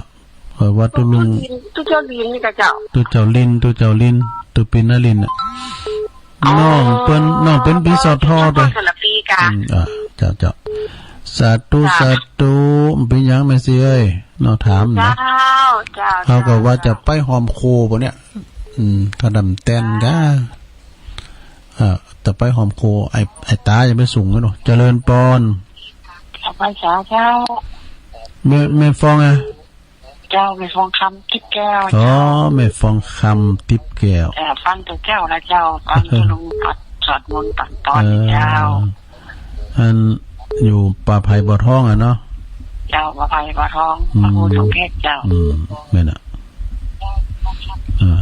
บ่อทองขอบคุณหลายๆกับแม่นะเจ้าฟังหลายเจ้าขอบคุณแม่ฟองคำติ๊บแก้วเป็นศรัทธาของตุปีสมเพชกาโดหลวงพ่อพระครูพุทธิธรรมรักษ์เนาะเจริญปอนแม่สาเจ้าตุลุงแม่เดินเพนบ่เจ้าท่านพระครูนั้นตุลุงต่อไปถึง7 โมงเลยเนอะบริหารเวลาไปเนาะ เจ้าอันนี้ทันมันเป็นวัดมีงามนะเนาะ บึดก็เปิ้นเอารถมาครับตัวเน้อดูลุงมีรถอ่ะ เปิ้นไลน์มาว่า7 โมงจะให้เขาไปรับเด้ออ่ะแล้วก็อันตัวลุงก็จะบริหารเวลาไปเนาะเจ้าเป็นว่าอันตัวลุงบริหารเวลาไปถึง7 โมงเลยเนาะได้ก็อันเดี๋ยวก็ทำมาเตียดก็ทำตุ้ยมีเปลือกยังเนาะเจ้าดึงมีเปลือกเนาะแม่น่ะโอ้ขอบคุณหลายๆเนอะแม่เดินเพนโอ้สาธุแล้วเธอกับแม่เดินเพนเนี่ยเพิ่นก็เป็นตัวจุยเฮาเหมือนกันนะส่งคติธรรมมาพองด้วยกับวิทยุดังครับเพิ่นก็ประสานงานกับพระครูก็ประสานงานกับเพิ่นต่อเวลาให้ตุลุงต่อเวลาเอกอ่ะนะเจริญปอนแม่เจ้าตุลุงแม่พินนะใช่เจ้าฮะต้นเป่าโอ้แม่อาลีเจ้าแม่อาลีต้นเป่าโอ้ว่าต้องมาเดียวอ่ะตัวฝนต้มหลายหรอวันเฮ็ดต้องเฮ็ดตกนักแล้วเนี่ยมาต้องเฮ็ดละก็นั่นก็น้องบีว่าฝนตกนักนั่นตะบุญอ่ะเจ้านี่ก็ว่าอีนะโหดิพักไกลที่เพิ่นไปด้วยอ่ะฮะว่าถ้าใกล้ไม่ดีไปตะกินจะหันฟังตะวาตะกีดินจะดูเปิดเฟซพอเหรอมันดึงหันน่ะเปิ้นฟ้อนกันทำกังสายฝุ่นปล่อยๆมันจะว่าบะมันเก่าอ่ะดีก็มันตกนักอ่ะเนาะมันต้มเพราะลายดอกมันบ่ให้พอดีมันยามเปิ้นมันพายุเข้าอ่ะแล้วที่เขาก็บอกว่าหลวงพ่อเฮาขายไปอันวันปุ้นบ่อยกันไปขายอยู่บ่ได้ไปตุลุงมาขี่ค่ายนะบอกว่าอันหลวงพ่อตุลุงบอกว่าแต่โอมโคงลงนี้อย่าไปมาอ่ะกระทาเพิ่นมีได้โอมเนี่ยโคงลงนี้จะไปมาอ่ะโอมโคงนี่จ้าโอมโคงลงนี้จะไปมาเด้อขอทาขอบคุณเด้อเพิ่นบอกกระทาแม่อารีต้นเป่าเด้อเพิ่นบอกกระทาว่าโอมโคงตอนนี้จะไปมาเด้อไปหลายปีบุ่นขอบคุณแม่อารีต้นเป่าสันกำแพงเด้อทีมงานธรรมะคลายเครียดของคุณโยมพิสมัยเนาะเจริญปอนโยมเจ้าค่ะพระเจ้าตุลุงมาแล้วมอมันดีดูจ้ะฮะอย่างวันนี้ดึงจะว่างเหมือนกันได้มันเป็นยังไงเสียงแหบไปหน่อยอ่ะอย่างมันอู้นักมาค่ะตุลุงมันขี้อูยอยป่ะนะก็เดี๋ยวต่อถึง7 โมงป่ะนะถ้าฟังกันไปกายเสียงกันเถอะต่อถึง7 โมงฐานอ่ะอย่างมันเปลี่ยนอ่ะมันเป็นวัดกันเนาะเป็นห่วงตุลุงนั่นโอ้มันเป็นยังโอ้ขอบคุณโอ้สาธุสิ่งตุลุงอ่านฝนมันต้องมาอย่างนี้มันต้องตั้งมือฟังตกแต่หนึ่งมือฟังก็ตกเด่นนะเนาะต้องพร้อมกันมันโตกันหมดอ่ะแม่มาคืนมาหาบะได้ตั้งน้องเบลเขาว่าบุโตบะบาว่าตั้งในเมืองเอานักแต่ตอนนี้ยังสวยๆอยู่ในมองเมืองฟังนี่ค่ะขอบคุณแม่ปราณีเด้อมะนีจรเสียงเหมือนเดิมไม่รู้ตรงว่าเจริญปอนปอดใบสาครับมาแล้วปอน้อยบุญปันครับผมรักษาสุขภาพของเลยลุงเนอะโอ้สบายลงห้องแบบขางจ้องเดี๋ยวปวดตัวปล่อยท่านลุงบ่สบายที่นับถึงเมืองนะอันว่าก็อากาศมันนึงเตียวห้ำฟุ้นพอน้ำว่านะจะไปให้เจ็บจะป่วยเนอะโอ้สาธุนั่นน่ะขอจะไปเจ็บไปเป็นรอฟังคุณลุงกันหลายนะโอ้เด็กอ่ะไปจ่าตุลุงแต่กำลังใจตุลุงอยู่เนอะฟังไปตลอดอ่ะโอ้ขอบคุณปอหน่อยหลายๆเนี่ยปอหน่อยครับผมครับไปจ่าครับผมอันนี้เป็นปอน้อยบุญปันเนอร์มโนครเมืองฝางผู้ฟังอาวุโสนี่คือกำลังใจตุลุงตลอดเจริญปอนไหว้สาเจ้าตุลุงแม่ปราณแม่สีทรเสียงมันแม่ปานีสุดท้าย ฝนตกจ้ะมันฝนอ่อยซุยๆได้ไหมตกเท่าไหร่กะฝนเป็นวัดนะก็รู้แต่กะแม่สีทองจ้ะทุกคนไปเนอะฝนนี่ฝนเป็นวัดนะแต่กะอันพี่นั้นปึ้งว่าฝนขี้เหล่านะว่าขี้เหล่ามันรับนานลูกนะมันฝนนี้นะแล้วก็มันกินแบบหูเมาไอ้นะมันว่าซึ้งกินเดียววันข้ามนี่มันว่าเป็นอย่างแต่แม่สีๆยังก็ลุงว่าแต่ขี้นะแกน่ากะเนี่ยฝนเป็นวัดอ่ะแล้วใช้ประกันกับแท้ๆสีๆเหมือนกันนะแม่น่ะใช้ประกันนะก็แล้วไปประมาณละก็แล้วไปเลยเนาะนะก็แล้วก็โล่งใจแม่เอ้ยก็มันแล้วนี่มันดึงถึงคำอกคำใจกันแล้วก็โล่งอกโล่งใจแล้วเนาะเจ้าลูกอกโล่งใจแล้วจังเนี่ยมันทุกข์ก็อีเก่งเหรอจ๊ะนั่นการพวกยิปปิ้งเนี่ยนะบุตรปล่อยว่าไฟทำกลางฝนตกนี่มันจะขึ้นพอแล้วมันจะขึ้นนวลน่ะก่อนนั้นเนาะฝนตกสุยขึ้นเหมือนขึ้นหมูแน่จ้ะมันขึ้นแหลมก็มันเป็นอย่างทุ่งเซี่ยวอย่างควรกันมันยับอย่างควรกันเนาะถูกกับไปตักบาตรทำบุญอย่างนั้นเมนแต่พวกนี้ก็ชิ้นใหญ่ชิ้นโตขอบคุณแม่บุญแม่สีทอนเด้อสาธุส่งกำลังใจไปตีแม่สีทอนนี่ตัวแม่สีทอนวังสนกล้วยปันวาลีเนี่ยเปิดฟังตลงตลอดปนทมติดได้แม่สีทอนแม่บุญมีปันวารีนะวังสวนกล้วยเจริญปอนกราบนมัสการครับผมอาจารย์นิพนธ์มาแล้วครับ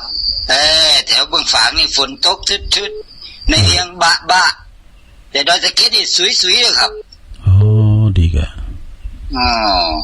วันนี้ก็เห็นโยมนั่งง่อมมานานแล้วก็ตอนนี้จะอ่านกรมวยคู่เอกให้ฟังสักนั่นหน่อยครับอะไรนะครับเมื่อนักร้องเจอนักกรสอนกันหน่อยงัวตัวจ้อยเจอตัวใหญ่เป็นไรเล่าอยู่วัดเล็กเจอวัดใหญ่ใจต้องเพลาเดี๋ยวจะเศร้าเจอหมัดเด็ดเข็ดไปนานงัวล้อคู่เมื่อเจอกันมันต้องมาแน่ตัวไหนแก่โยมจะเศร้าเฝ้าสงสารมีแรงร้องก็ร้องไปให้เกินการก่อนขับขานช่วยนำพาคาหมดแรงวัวตัวน้อยช่างจ้อยร้อยคอยขยับพร้อมคอยรับฟังวาจาพาแถลงงัวตัวใหญ่บอกก็ได้ป่ามะแดงงัวตัวแห้งดอยสะเก็ดเพชรเม็ดงามอันคูบาตั้งค่าตัวราคาน้อย1,500มันน้อยไปใจช่างหยาม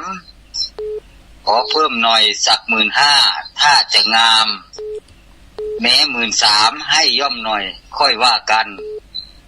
งัวคู่หนึ่งราคานี้มีที่ไหนไม่พอใจตั้งราคาพาลดหลั่นไม่อยากซื้อไม่ต้องซื้อก็แล้วกันลาตุนันกับวัดตนคนละทางเด้อกับนมัสการครับหลวงพ่อมานี่โทรเข้ามาหน่อยนะครับขอบคุณไว้สาพระอาจารย์นิพนธ์คนโคราชนี่จากวัดพระธาตุดอยสะเก็ดนะฮะเจริญปอนติดแล้วยายพรล่องวัวแดงสังกัดแปลงเชียงใหม่ตื่นล่ะตื่นเจ้าละยายพรนะรับดีฝนตกตกอ่ะเดี๋ยวนี้มันตกอยู่ดีแกตกอยู่ฝนตกคืนตกมาจะมันเติมมันเย็นดียายพรเนาะมันรับดีรับหมอนแล้วมันได้เปิดพัดลมล่ะฝนตกเมื่อค่ำเมื่อคืนก็ฟังพองกันมาเห่าก้ามนะก็ได้ไปฝ่าออกไปเด้อพอเตะก่อนเล่งมาไว้พองยายพรแต่ไปตอนใดวะเนี่ยเจพรจะไปหากินอะไรจะไปนั่นทำบุญทางใดเดินบ้านมันไปได้บ้านก็รับล่อไว้เป็นยังรับนี้บรรยากาศย้าย ไปบนโชควัดเป็นยาเป็นน้ำโอ้แม่น่ะเป็นพออยู่แล้วนะโอ้พอลงไปแล้วเนี่ยอันเพราะ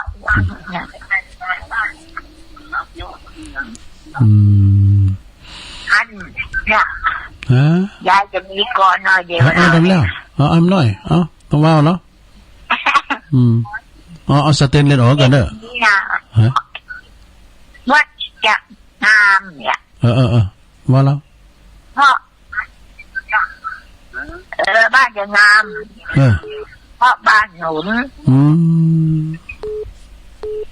ทำบุญด้วยบ้านแกสวยเพราะวัดเสริมแต่กันเอาแล้วเพิ่มราศีวัดเก้าลูกบ้านเ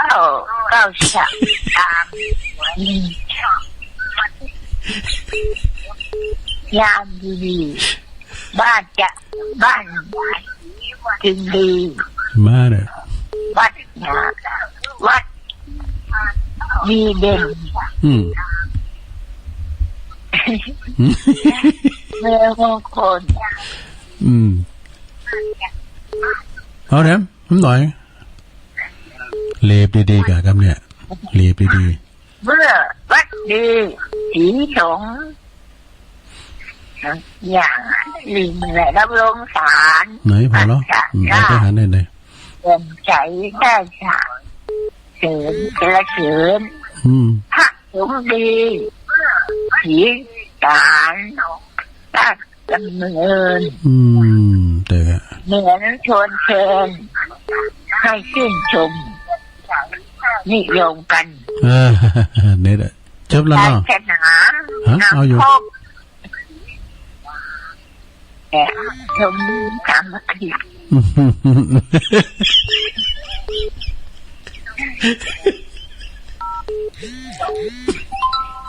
ฮัลโหลมีอยู่กันแม่อย่างเนี้ย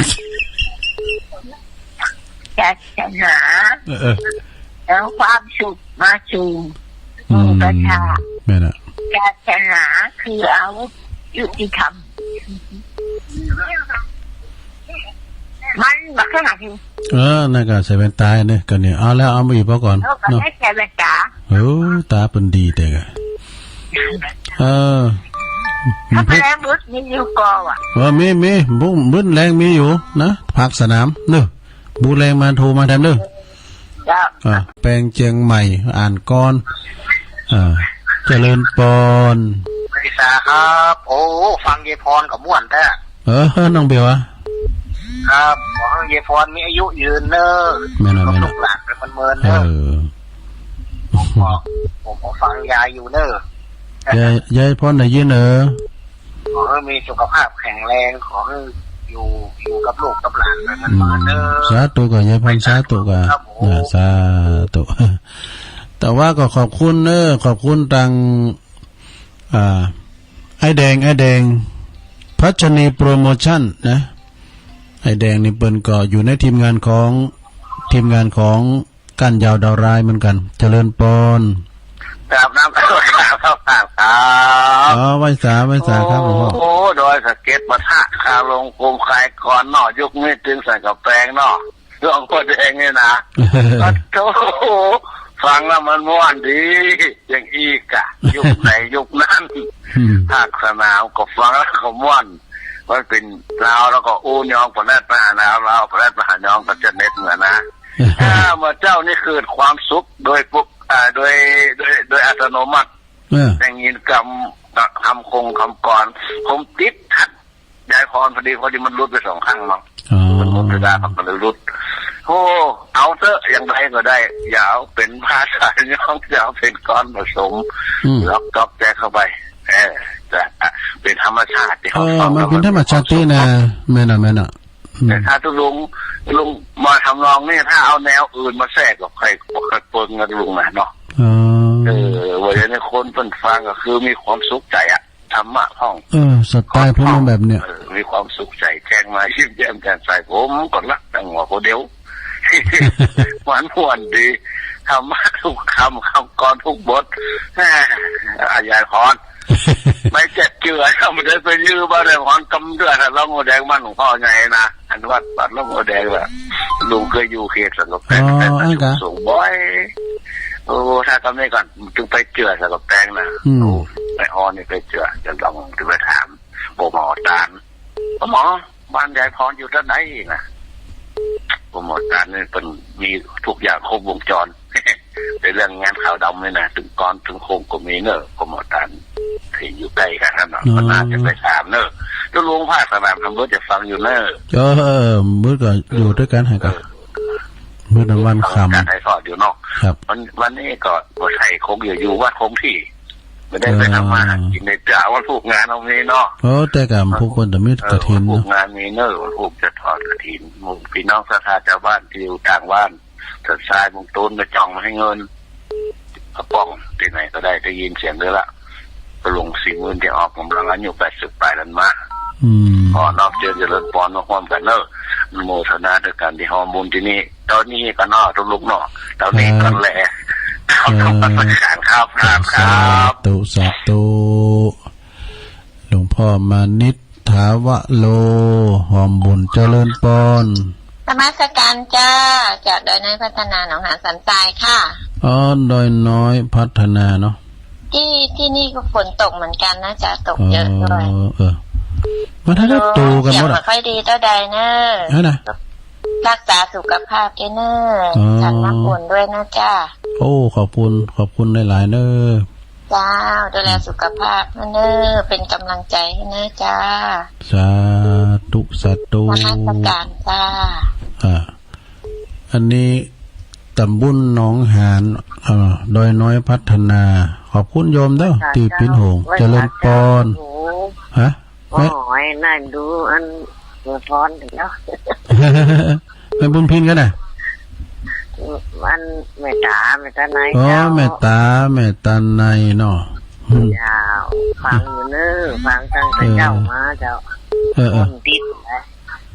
เจโฮมนั่นไหมเนาะแซ่ตัวลูกน่ากะมันฝุ่นตกดีเนี่ยจ้าฝุ่นตกดีแต่แม่ตาในแม่ตาเนาะขอบคุณแม่ตาเนอะจ้าไว้จ้าตุแม่ตาในเอาทำสักสายเจริญปอนไปสาเจ้าตะลุงโอ้แม่จันมาแล้วแม่จันเดินสายนอนนะครับนอนนะนอนปิดบ้านอยู่ลุงโดมมาส่งกะเจ้าน่ะกะถ้ากูขอตะลุงถึง7 โมงเลยเนอะน่ะกะอันจะได้เมาอ่ะเป็นยังแหละมันมีโต๊ะจอยก็ทำของอ่ะกะแต่ว่าแบบผมได้อ่านนี่เนาะน่ะกะแต่ว่าผมได้อ่านเจ้าก็เอาเรื่องน่ะกะเรื่องเงินเรื่องหยังน่ะก็ของแม่จันเอามาสาธยายมันก็วันดีเนาะได้กับขอทาเนาะเพราะว่าอันสับเย็นดีเจ้าขอบคุณแม่จันได้ลายเด้อเจ้าว่าเจ้าแม่จันก็ตังตุนมา10,000ด้วยกันนะเปิ้นมาแป้งห้องน้ำกับตั้งเจริญอันนี้ตั้งได้จ้ะแม่ก็แม่ขานะเจ้าซบแม่ขาในแม่หยังก็ฟังถึงหวานแล้วมาได้โทรตามนะเจ้าดีแกวันนี้เป็นแม่บุญจัดดีแล้วติดดีนั่นน่ะอันอยู่สระปีก็ซบแม่ขาสระปีเนาะแต่ก็วันนี้ได้ฟุ้นกดต้มเหมือนกันนะเนาะขอบคุณนะแม่เด้อเนาะสาธุแม่เราก่อนเลยนะเจ้าแม่เราก่อนเลยนะเจ้าเอาเลยน้ำหน่อยขอบคุณแม่เด้อเอาเลยแหละเราก่อนนะเจ้าเอาเข้าใจเอาเลยได้เหลือ5 นาทีเอาเลยอย่านอนตื่นก่อนเลยเจ้าเอาเลยอย่านอนตื่นสายอย่าไอทำกินอย่านอนตื่นสายอย่าไอทำกินอย่ามีเงินน้อยอย่าไอ ทำกินอย่านอนเป็นใจอย่าทำกินเอาเป็นวาเล็บมันดีก่อนก็มาวามกำนะเวลาทุ่มวาสนา